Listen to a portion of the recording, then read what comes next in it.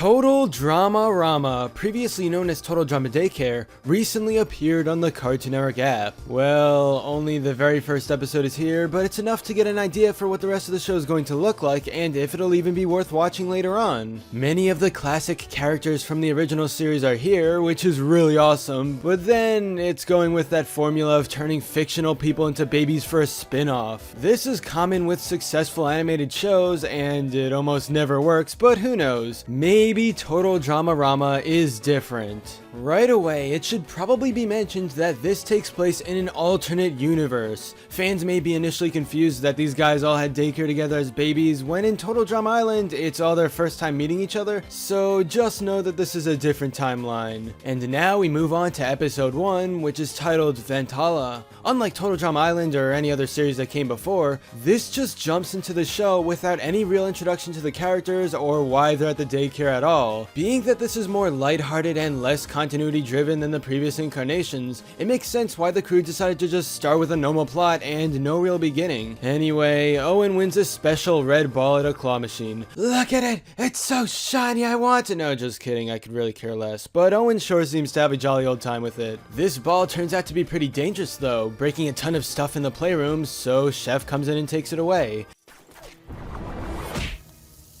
Who brought this into my daycare?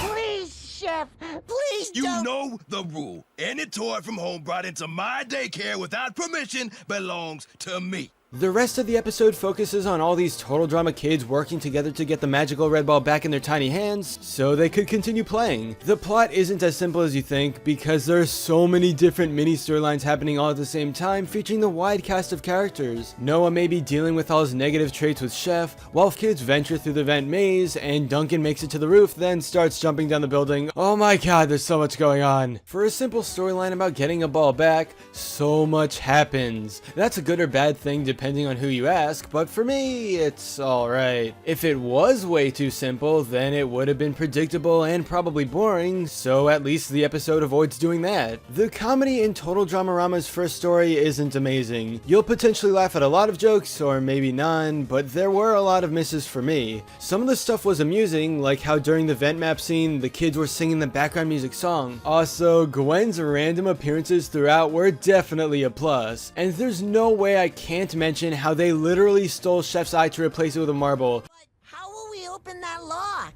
I got one of Chef's eyes. Ew!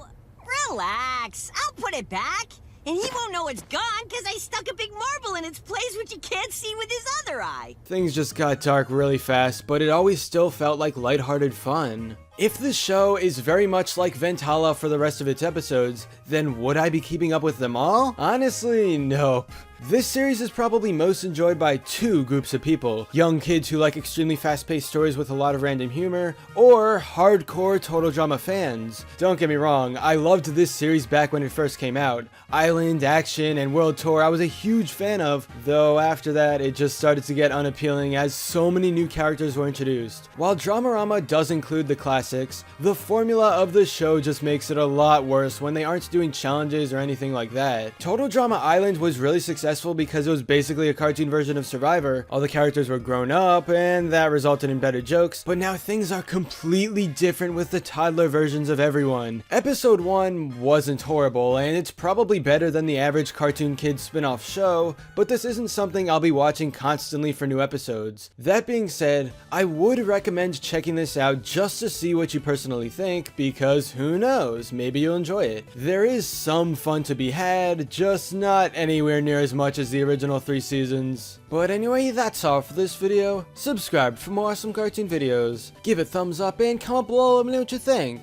Thanks for watching, and I'll see you guys next time.